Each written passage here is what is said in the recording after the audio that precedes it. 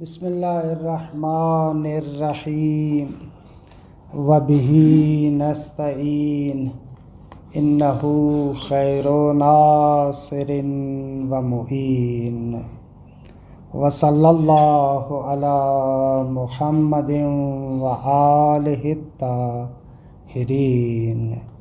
الحمدللہ، خداوند منان کے لطف و کرم سے ہماری گفتگو کتاب شریف بدایت المعارف میں ہے۔ مقام سوم عالم برزخ کے بارے میں گفتگو ہے۔ عالم برزخ کی ایک ابتدائی تصویر گزشتہ جلسے میں عرض ہوئی اور مصنف نے عالم برزخ کے لیے جن آیات سے استدلال کیا ان آیات کو بھی آپ کی خدمت میں عرض کیا۔ اس کے بعد مصنف بدایت المعارف عالم برزخ کے اس بات کے لیے کچھ روایات کے طوائف اور گروہ کی طرف اشارہ کرتے ہیں کہ ان روایات سے بھی عالم برزخ کا اور حیات برزخی کا پتہ چلتا ہے، لیکن عرض کیا کہ ان روایات کو پڑھنے سے پہلے چند مطالب آپ کی خدمت میں عرض کروں گا، جس سے بہت سارے زاویے، بہت ساری چیزیں جو روایات میں ہیں وہ ہمارے لیے روشن ہوں گی انشاءاللہ۔ پہلا مطلب خود قبر کے بارے میں گفتگو۔ دیکھیں، ہم عام طور پر جو قبر سمجھتے ہیں جہاں پر ہمارے بدن کو ڈال دیا جاتا ہے، مٹی کا وہ گھڑا جہاں پر ہمارے بدن کو چھپا دیتے ہیں، ہم لوگ اس کو قبر سمجھتے ہیں۔ لیکن روایات کے اندر قبر وہی عالم برزخ ہے، یعنی یہ جو قبر ہے یہ میرے بدن کی قبر ہے، لیکن جو میرا نفس، میری حقیقت، میری روح، جو میری حقیقت ہے، اس کی قبر وہ عالم برزخ کا حصہ ہے جہاں پر میں موجود ہوں۔ اب وہ میرے کیا کہتے ہیں، یعنی عمل اور عقیدے کے ساتھ وابستہ ہے کہ وہ عالم برزخ کا حصہ کتنا کشادہ ہوتا ہے یا کتنا تنگ اور تاریک ہوتا ہے۔ یہ خود میرے عمل کے ساتھ، ایمان کے ساتھ وابستہ ہے۔ بس عالم قبر یعنی عالم برزخ، جیسے ہی ایک مردے کو قبر میں ڈالتے ہیں، یعنی جیسے ہی ہمارا بدن اس قبر میں ڈھانپ دیا جاتا ہے تو آہستہ آہستہ عالم برزخ میرے لیے کھلنا شروع ہوتا ہے۔ پہلی چیز جو میں وہاں پر ادھر عالم برزخ اور قبر میں محسوس کرتا ہوں وہ ہے فشار قبر، کہ جس کو روایات میں کہا گیا ہے زغطۃ القبر، قبر کا فشار۔ انسان کو جیسے ہی میت کو آپ قبر میں ڈالتے ہیں تو انسان اول دفن میں بہت زیادہ فشار محسوس کرتا ہے، البتہ اس سختی اور تنگی کو انسان کا نفس، انسان کی روح محسوس کرتی ہے۔ وہ فشار قبر کیا ہے، وہ زغطۃ القبر کیا ہے؟ وہ یہ ہے کہ انسان کے لیے آہستہ آہستہ یہ امر روشن ہونا شروع ہو جاتا ہے کہ میں تنہا ہوں، اپنی غربت کا احساس کرنا شروع کرتا ہے انسان۔ پہلے مرحلے میں جو اس قبر کی تاریکی ہے، اس تاریکی اور ظلمت کی وجہ سے انسان کی روح اور انسان کے نفس پر بہت زیادہ فشار آتا ہے۔ البتہ یہ جیسا کہ عرض کیا، قبر یعنی وہی عالم برزخ والا حصہ جہاں پر میں منتقل ہوا ہوں۔ لہذا بہت سارے لوگ کہتے ہیں کہ بابا کوئی بندہ تو دفن نہیں ہوتا، مٹی میں نہیں جاتا، تو اس کو فشار قبر کہاں سے آتا ہے؟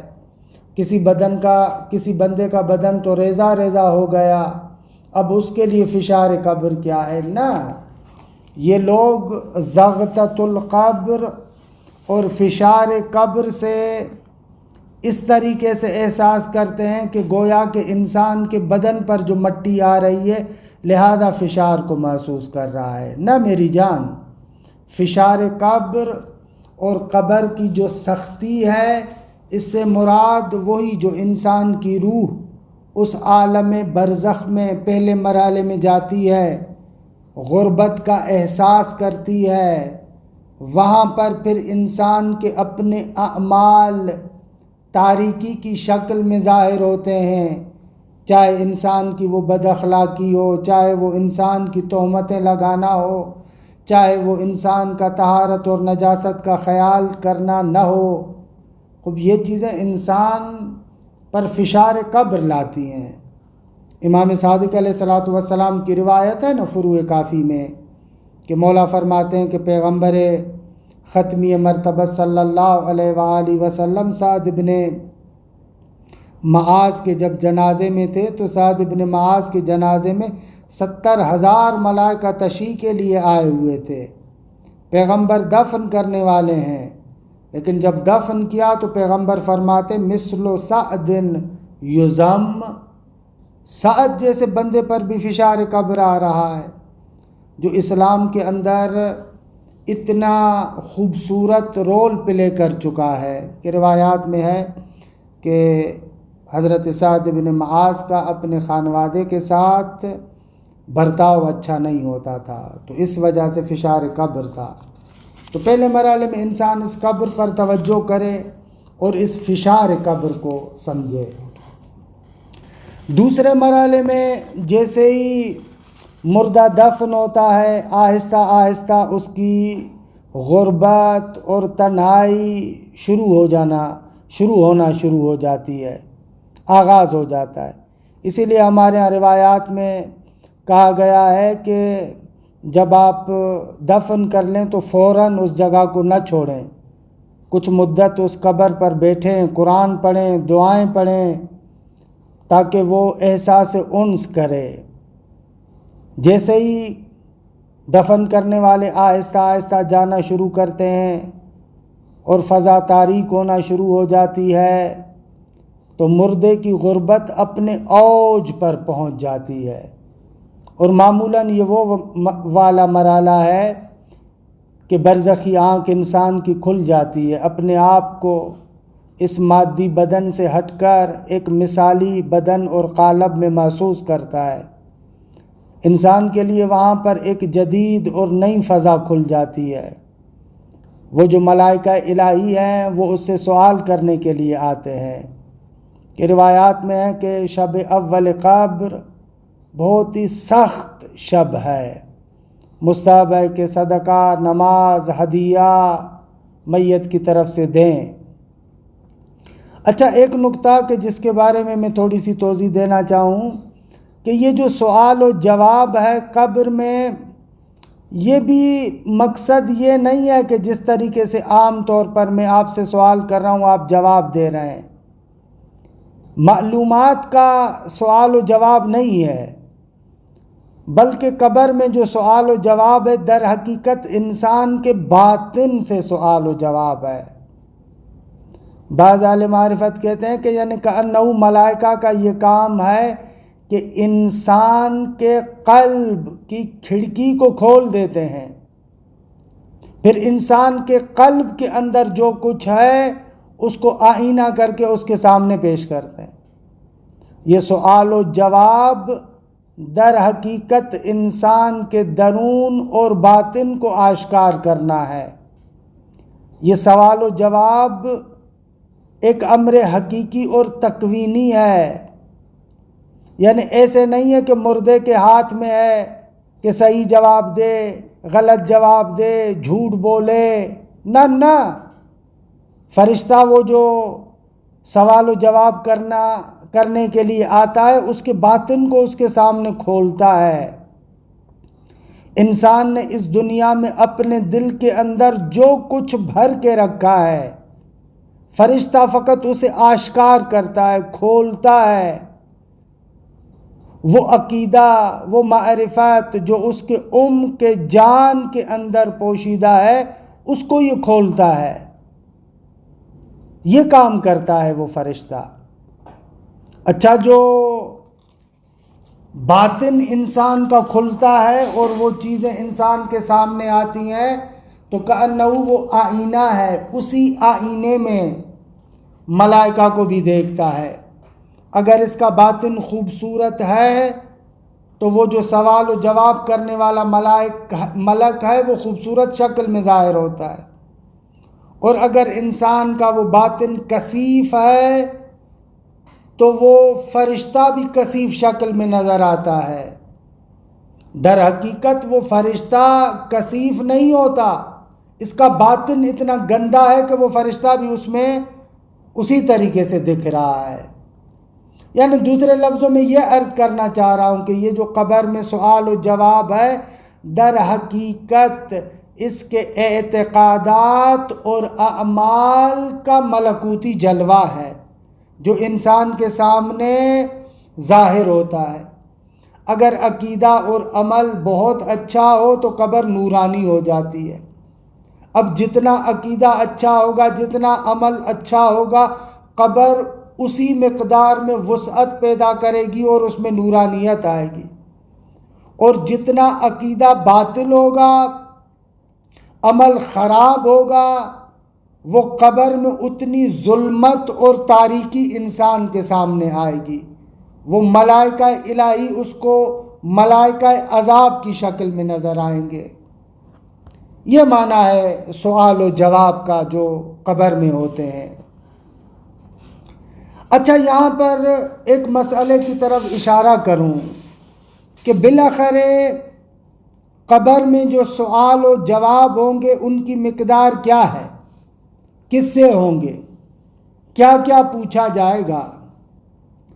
اچھا، اس کے بارے میں ہمیں دقیقاً پتہ نہیں ہے، لیکن اتنا مشخص ہے کہ اگر انسان اس عالم میں مستضعف نہیں تھا، یعنی جاہل کاسر نہیں تھا، مستضعف نہیں تھا، تو پھر اس انسان کا جتنا عقیدہ اور عمل اچھا ہوگا اتنی نورانیت قبر میں ہوگی، اور جتنا عقیدہ باطل اور بد عملی ہوگی اتنی قبر تاریک ہوگی۔ یعنی اس چیز کو روایات میں کہا گیا ہے کہ قبر میں سوال ہوگا اس سے من محض الایمان محضا، من محض الکفر محضا، کہ اس سے مراد یہ ہے کہ یعنی ایسا بندہ جو مستضعف نہیں تھا دنیا میں، تو اس کے اعمال اور اعتقادات چاہے مثبت انداز میں چاہے منفی انداز میں قبر میں ظاہر ہوں گے۔ اما جو بندہ مستضعف ہے اس کے اعتقادات اور اعمال میں اتنی وسعت نہیں ہے کہ وہ قبر کے اندر مثبت یا منفی تأثیر رکھتے ہوں۔ یہ سوال و جواب قبر کے بارے میں۔ خب جیسے ہی شب اول قبر ختم ہوتی ہے تو انسان آہستہ آہستہ برزخی زندگی میں وارد ہوتا ہے، اپنے اعمال کے اعتبار سے اس برزخ میں زندگی گزارے گا۔ اگر ایک انسان مومن ہے، اچھا بندہ ہے، تو روایات کے مطابق کأنہ جنت کی ایک کھڑکی اس کے لیے کھول دی جاتی ہے کہ وہاں پر پھر انسان ہر قسم کی نعمتوں کو دیکھتا ہے۔ اور اگر انسان بد عقیدہ ہے تو بہرحال اس کے لیے جہنم کی کھڑکی کھل جاتی ہے۔ البتہ یہ بھی ایک نقطہ ہے روایات میں کہ برزخ میں نور عقائد حقہ اور محبت اولیاء الہی فوراً پہلے نمبر پر ہی کامل طریقے سے ظہور نہیں کرتی، کیونکہ اس ولایت اور محبت کے اوپر اگر خدا نخواستہ بد اعمالیوں کے حجابات ہوں تو پھر وہ محبت آہستہ آہستہ اثر دکھائے گی۔ جب تک وہ بد اعمالیوں کے حجابات ختم نہیں ہوں گے وہ محبت اس طریقے سے ظاہر نہیں ہوگی۔ بہرحال یہ چند نکات جو برزخ کی روایات کے بارے میں اور قبر کے بارے میں، کہ میں روایات کی طرف بھی آتا ہوں۔ آ جائیں اصل کتاب کی طرف، کہ کتاب ہم دیکھ رہے تھے۔ بھلے کیونکہ بہار سے کچھ روایات بھی میں پڑھنا چاہتا ہوں۔ کہتے اقولو، یہ بدایت المعارف کی عبارت ہے، اقولو وقد دل بعض الآیات علی ان الکفار کآل فرعون ایضا لهم حیات برزخیہ ویعذبون فیہا بکرۃ وعشیہ فلا تختص الحیات البرزخیۃ بالمؤمنین، کہ یہ گزشتہ جلسے میں پڑھا۔ ھذا مضافا الی تواتر الاخبار بوجود الحیات البرزخیہ، اس کے علاوہ اگر روایات متواتر ہیں کہ حیات برزخیہ پائی جاتی ہے، مثال کر روایات الدالۃ علی السؤال فی القبر، مثلا وہ روایات جو دلالت کرتی ہیں کہ قبر میں سوال کیا جائے گا۔ میں بہار الانوار سے جو احوال البرزخ والقبر اس کے بارے میں باب ہے وہاں سے کچھ روایات پڑھ رہا ہوں۔ مثلا مرحوم مجلسی کتاب حسین ابن سعید جو زہد کے بارے میں کتاب الزہد، اس سے روایت نقل کرتے ہیں کہ وہاں پر ہے کہ پیغمبر اکرم صلی اللہ علیہ وآلہ وسلم کی طرف منسوب روایت ہے کہ انہو قال لبعض اصحابہ کیف انت اذا اتاک فتان القبر، یہ تعبیر بہت ہی خوبصورت ہے کہ پیغمبر نے فرمایا اپنے بعض اصحاب کو کہ تمہارا کیا حال ہوگا جب تیری قبر کو کھولنے والے تمہارے پاس آئیں گے۔ فتان، فتانان، وہ دو ملک جو انسان کی قبر کو کھولتے ہیں، انسان کے دل کو کھولتے ہیں۔ فقال یا رسول اللہ ما فتانا القبر، یہ فتان القبر کیا ہے؟ قال ملکان فظان غلیظان، دو فرشتے جو بہت ہی تند خو اور سخت ہیں، اصواتہما کالرعد القاصف، اور ان کی آواز تیز گرج کی طرح ہوگی، وَأَبْصَارُهُمَا كَالْبَرْقِ الْخَاطِفِ، اور جن کی آنکھیں تیز یعنی اچکنے والی جو بجلی ہوتی ہے نا اس کی طرح ہوں گی۔ یہ ایک روایت۔ یا مثلا اسی کتاب سے، کتاب حسین ابن سعید سے کہ جو کتاب الزہد ہے، اسی باب میں ایک اور روایت نقل کرتے ہیں کہ ان ابن مسکان ان سلیمان ابن خالد قال سألت ابا عبداللہ علیہ السلام اما یلقا صاحب القبر، سلیمان ابن خالد کہتے ہیں کہ میں نے امام صادق علیہ السلام سے پوچھا اما یلقا صاحب القبر، وہ جو صاحب قبر ہے اس کی کیا حالت ہوگی، کون سی چیزیں آئیں گی اس کے پاس؟ فقال ان ملکین یقال لہما منکر و نکیر یأتیان صاحب القبر، کہ دو فرشتے کہ جن کا نام منکر و نکیر ہے صاحب قبر کے پاس آئیں گے، فَيَسْأَلَانِهِ عَنْ رَسُولِ اللَّهِ، اللہ کے رسول کے بارے میں سوال کریں گے، فَيَقُولَانِ مَا تَقُولُ فِي هَذَا الرَّجُلِ الَّذِي خَرَجَ فِيكُمْ، فَيَقُولُ مَنْ هُوَ، اس بندے کے بارے میں کیا کہتے ہو؟ تو وہ کہے گا کون؟ فَيَقُولَانِ الَّذِي كَانَ يَقُولُ إِنَّهُ رَسُولُ اللَّهِ، وہی بندہ جو کہتا ہے کہ میں اللہ کا رسول ہوں، احق ذالک، قال فاذا كان من اہل الشک قال ما ادری، جس بندے کو رسول اللہ کی رسالت کے بارے میں شک ہوگا وہ کہے گا میں نہیں جانتا، قد سمعت الناس یقولون، کہے گا لوگ اس کو رسول کہتے تھے، یقولون فلست ادری احق ذالک ام کذب، فیضربانہ ضربۃ کہ یسمعها اہل السماوات و اہل الارض الا المشرکین، کہ یہ ایک روایت جو یہاں پر خصوصیت سے پیغمبر کے بارے میں، دوسری بھی روایات ہیں اس مضمون کی، کہ بس یہ روایات جو سؤال قبر پر دلالت کرتی ہیں یہ بیان کر رہی ہیں کہ بالآخر اس عالم میں ایک حیات برزخی ہے۔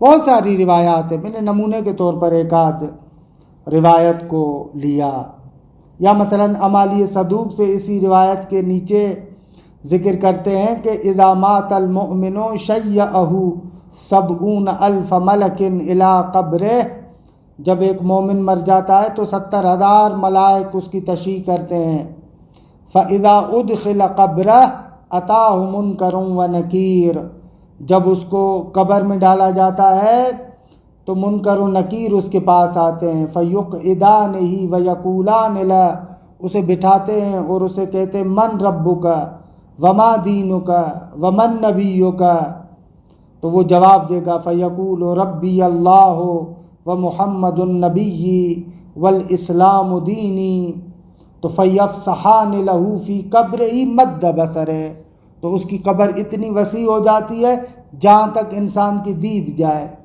وَيَأْتِيَانِهِ بِالطَّعَامِ مِنَ الْجَنَّةِ وَيُدْخِلَانِ عَلَيْهِ الرَّوْحَ وَالرَّيْحَانَ، کہ روایت میں یہی معنی ہے اس آیت کا، وَذَلِكَ قَوْلُ اللَّهِ عَزَّ وَجَلَّ فَأَمَّا إِن كَانَ مِنَ الْمُقَرَّبِينَ فَرَوْحٌ وَرَيْحَانٌ یعنی فی قبرہ، وَجَنَّةُ نَعِیمٍ یعنی فی الآخرہ۔ تو یہ روایات جو اس کو ذکر کر رہی ہیں، کر روایات دالت علی السؤال فی القبر وزغطۃ القبر، قبر کا فشار، زغطہ جو میں نے عرض کیا کہ یہ بھی اسی باب کے اندر بہت زیادہ روایات نقل کرتے ہیں، مثلاً امالی صدوق سے روایت ہے قال قال رسول اللہ زغطۃ القبر للمؤمن کفارۃ لما کان منہ من تضییع النعم، قبر کا فشار اور سختی مومن کے لیے تو کفارہ ہے ان چیزوں کا جو چیزیں خدا کی نعمتوں میں سے اس نے ضائع کی تھیں، تو یہ زغطۃ القبر۔ زغطۃ القبر کے بارے میں، قبر کی سختی کے بارے میں بہت زیادہ روایات ہیں کہ اسی ایک نمونے پر میں اکتفا کرتا ہوں، اور اسی طریقے سے والروایات الدالۃ علی ان القبر اما روضۃ من ریاض الجنہ او حفرۃ من حفر النیران، یا مثلاً وہ روایات جو دلالت کرتی ہیں کہ مومن کی قبر یا جو ہے وہ کیا ہے، روضۃ من ریاض الجنہ، جنت کے باغات میں سے ایک باغ ہے، یا جہنم کے گھڑوں میں سے ایک گھڑا ہے، کہ اسی باب میں مرحوم مجلسی امالی شیخ طوسی سے نقل کرتے ہیں کہ امیر المؤمنین نے محمد ابن ابی بکر کو جو مکتوب لکھا تھا اس میں ہے کہ یا عباد اللہ ما بعد الموت لمن لا یغفر لہ اشد من الموت، اے اللہ کے بندو، مرنے کے بعد اگر انسان کی مغفرت نہ ہو تو مرنے کے بعد مرنے سے پہلے سے زیادہ سختی ہوتی ہے۔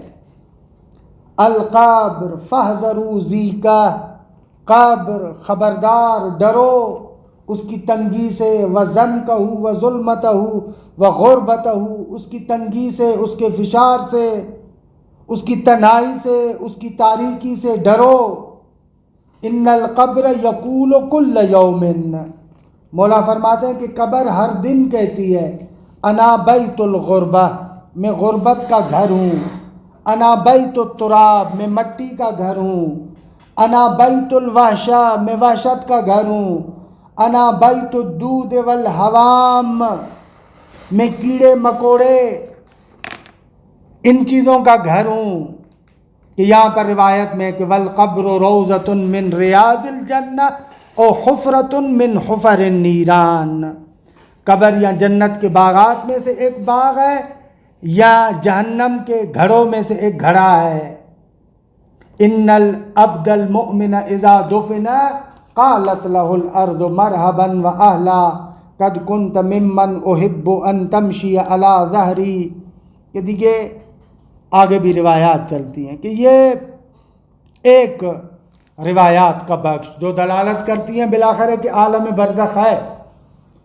اور اسی طریقے سے والروایات الدالۃ علی ان الاموات بعد قبض الروح یتلاقون ویتعارفون ویتساءلون، روایات دلالت کرتی ہیں کہ مردے جب ان کے قبض روح ہو جاتے ہیں تو ایک دوسرے سے ملاقات کرتے ہیں، ایک دوسرے سے تعارف کرتے ہیں، ایک دوسرے سے سوال کرتے ہیں۔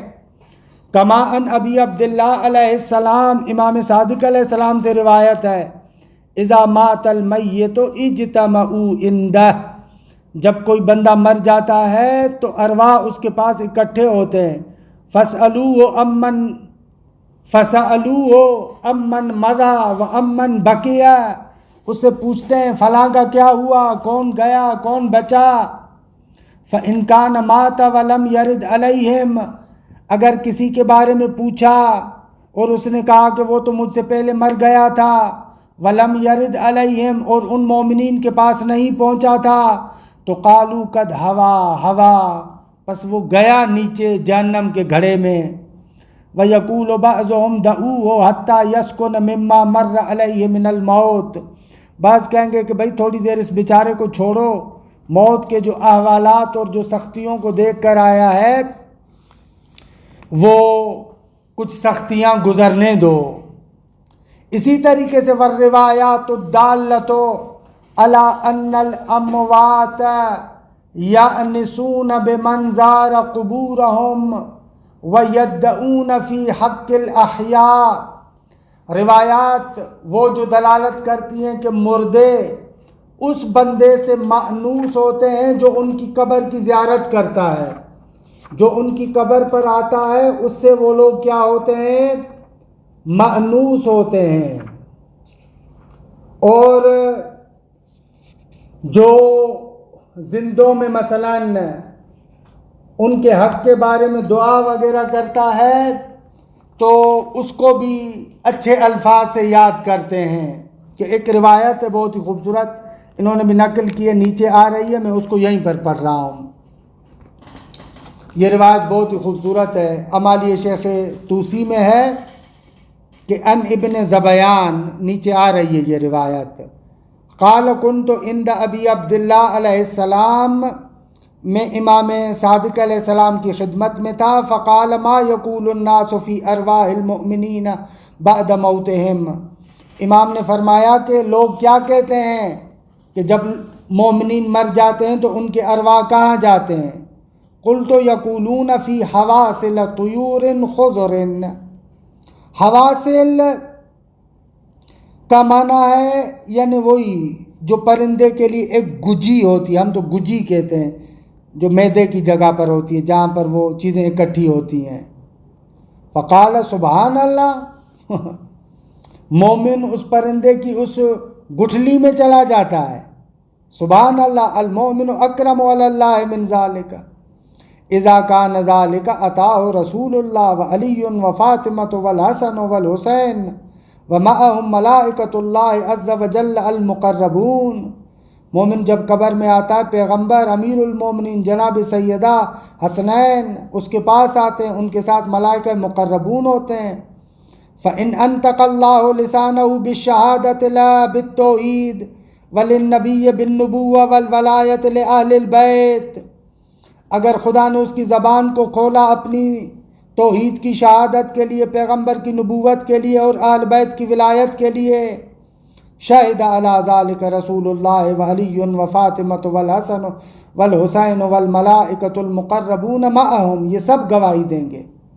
وَإِنْ أُعْتُقِلَ لِسَانُهُ، اگر اس کی زبان پھنس جائے، خَصَّ اللَّهُ نَبِيَّهُ بِعِلْمِ مَا فِي قَلْبِهِ مِنْ ذَلِكَ، تو پیغمبر اس کے دل پر نگاہ کرے گا اور اس کے مطابق فشہد بھی شہادت دے گا. وشہد علی شہادت النبی، اور پھر پیغمبر کی شہادت پر امیر المومنین جناب فاطمہ حسنین سب گواہی دیں گے، سب ملائکہ گواہی دیں گے. یہ روایت میں کہ فَإِذَا قَبَضَهُ اللَّهُ إِلَيْهِ سَيَّرَ تِلْكَ الرُّوحُ إِلَى الْجَنَّةِ فِي صُورَةٍ كَصُورَتِهِ، جب یہ کام ہو جائے گا تو اس کو اپنی صورت میں جنت میں بھیج دیا جائے گا. فَيَأْكُلُونَ وَيَشْرَبُونَ فَإِذَا قَدِمَ عَلَيْهِمُ الْقَادِمُ عَرَفَهُمْ بِتِلْكَ الصُّورَةِ الَّتِي كَانَتْ فِي الدُّنْيَا، اسی صورت کے ساتھ وہ ان کو پہچانیں گے. تو یہ ساری روایات ہیں. والروایات الدالۃ علی ان ارواح المؤمنین قبل قیام الساعہ فی حجرات فی الجنہ، کہ یہ تقریباً یہ روایت بھی ہے کہ مومنین کے ارواح قیامت سے پہلے جنت کے حجروں میں ہوں گے، ان کے حجرات میں وہ زندگیاں گزاریں گے. یہ اسی باب میں محاسن برقی میں سے روایت ہے کہ راوی کہتا ہے قال قلت لابی عبداللہ علیہ السلام این ارواح المؤمنین، مومنین کے ارواح کہاں ہوں گے؟ تو امام فرماتے ہیں فقال ارواح المؤمنین فی حجرات فی الجنہ، جنت کے حجرات میں ہوں گے. یأکلون من طعامها ویشربون من شرابها ویتزاورون فیہا، وہاں پر وہ جنتی کھانے کھائیں گے، جنتی شراب پئیں گے، ایک دوسرے کی زیارت کریں گے. وَيَقُولُونَ رَبَّنَا أَقِمْ لَنَا السَّاعَةَ لِتُنْجِزَ لَنَا مَا وَعَدتَّنَا، تو کہیں گے کہ خدایا جلدی قیامت کو لا تاکہ وہ وعدہ پورا ہو. قال قلت فأين ارواح الكفار، میں نے کہا کہ کفار کہاں ہوں گے؟ فقال فی حجرات النار یأکلون من طعامها ویشربون من شرابها، جہنم کے حجرات میں ہوں گے، ایک دوسرے کو وہ لوگ بھی دیکھیں گے. وَيَقُولُونَ رَبَّنَا لَا تُقِمْ لَنَا السَّاعَةَ لِتُنْجِزَ لَنَا مَا وَعَدتَّنَا. تو یہ بھی ہے. فالروایات الدالۃ علی ان ارواح المؤمنین قبل قیام الساعۃ فی حجرات فی الجنہ یأکلون من طعامها ویشربون من شرابها ویتزاورون فیہا وَيَقُولُونَ رَبَّنَا أَقِمْ لَنَا السَّاعَةَ لِتُنْجِزَ لَنَا مَا وَعَدتَّنَا، یہ وہی روایت کو نقل کر رہے ہیں. وَالرِّوَایَاتُ الدَّالَّةُ عَلَىٰ أَنَّ أَرْوَاحَ الْكُفَّارِ فِي حُجُرَاتِ النَّارِ، کہ اسی روایت میں تھا کہ یأکلون من طعامها ویشربون من شرابها ویتزاورون فیہا، جہنم کے حجروں میں ہوں گے. وَيَقُولُونَ رَبَّنَا لَا تُقِمْ لَنَا السَّاعَةَ لِتُنْجِزَ لَنَا مَا وَعَدتَّنَا. اور اسی طریقے سے والروایات الدالۃ علی ان ارواح المؤمنین حشرہم اللہ الی وادی السلام فی ظہر الکوفہ، کوفے میں جو وادی السلام ہے اس کے اوپر نجف کے قریب ہی ہے. وہم حلق حلق قعود یتحدثون، ٹولے ٹولے بنا کر آپس میں باتیں کر رہے ہوں گے. والروایات الدالۃ علی مکالمۃ النبی او الائمہ مع الاموات، اور اسی طریقے سے وہ روایات جو بیان کرتی ہیں کہ پیغمبر اکرم اور ائمہ نے مردوں سے بات کی ہے. کما روی عن النبی صلی اللہ علیہ وآلہ، جس طریقے سے یہ روایت پیغمبر سے نقل ہوئی ہے کہ انہ وقف علی قلیب بدر، وہ جنگ بدر میں جو مشرکین مرے تھے تو ایک گھڑے میں کفار کو پھینکا گیا تھا. فقال للمشرکین الذین قتلوا یومئذ، وہ مشرکین جو اس دن قتل کیے گئے تھے ان کو آپ فرمائیں گے وقد القوا فی القلیب، اور اس گھڑے میں ان کو پھینکا گیا ہوگا. تو پیغمبر ان کو کہیں گے لقد کنتم جیران سوء، تم بہت ہی برے پڑوسی تھے، لرسول اللہ، اللہ کے رسول کے بہت ہی برے پڑوسی تھے. اخرجتموہ من منزلہ، اس کو اپنے گھر سے نکالا، وطردتموہ، باہر کر دیا، ثم اجتمعتم علیہ فحاربتموہ، پھر اس کے خلاف اکٹھے ہو گئے اور اس سے جنگ کی. فقد وجدت ما وعدنی ربی حقا، میں نے تو برحق پایا اس چیز کو جس کا میرے رب نے مجھ سے وعدہ کیا تھا. فقال له عمر یا رسول اللہ ما خطابک، یا رسول اللہ یہ آپ کس سے بات کر رہے ہیں؟ فقال له مہ ابن الخطاب فواللہ ما انت باسمع منہم، تو ان سے زیادہ نہیں سن رہا. وما بینہم وبین ان تأخذہم الملائکۃ بمقام الحدید الا ان اعرض بوجہی ہاکذا عنہم وغیر ذلک من طوائف الاخبار. ثم ان الظاہر من الاخبار ان الارواح فی عالم البرزخ یعیشون فی قالب مثالی کابدانہم، کہ مؤمنین عالم برزخ میں جیسا یہاں کا بدن ہے اسی طریقے کا ایک بدن مثالی ہے اس میں ہے. کما ورد عن ابی ولاد عن ابی عبداللہ علیہ السلام قال قلت له جعلت فداک یروون ان ارواح المؤمنین فی حواسل طیور خضر حول العرش. یار اے فرزند رسول، میں آپ پر قربان جاؤں، ہم نے سنا ہے کہ لوگ کہتے ہیں کہ مومنین کی روحیں پرندوں کی اس گجی میں ہوتی ہیں جو عرش کے قریب ہیں. فقال اللہ المؤمن اکرم علی اللہ من ان یجعل روحہ فی حوصلۃ طیر لیکن فی ابدان کا ابدانہم، نہ اس پرندے کی گجی میں نہیں ہوتے بلکہ ان کے بدن ہیں انہی کے بدنوں کی طرح. وفی روایت اخری فاذا قبضہ اللہ عز وجل سیر تلک الروح فی قالب کقالبہ فی الدنیا، تو خدا نے مطابق اس کے روح کو اسی قالب میں ڈالتا ہے جیسا دنیا میں قالب تھا، یعنی اس بدن کی طرح ایک بدن مثالی ہوگا ان کا. فَيَأْكُلُونَ وَيَشْرَبُونَ فَإِذَا قَدِمَ عَلَيْهِمُ الْقَادِمُ عَرَفُوهُ بِتِلْكَ الصُّوَرِ الَّتِي كَانَتْ فِي الدُّنْيَا، آنے والا اگر ان کے پاس آئے گا تو وہی صورت وغیرہ ہوگی جو ان کی دنیا میں تھی.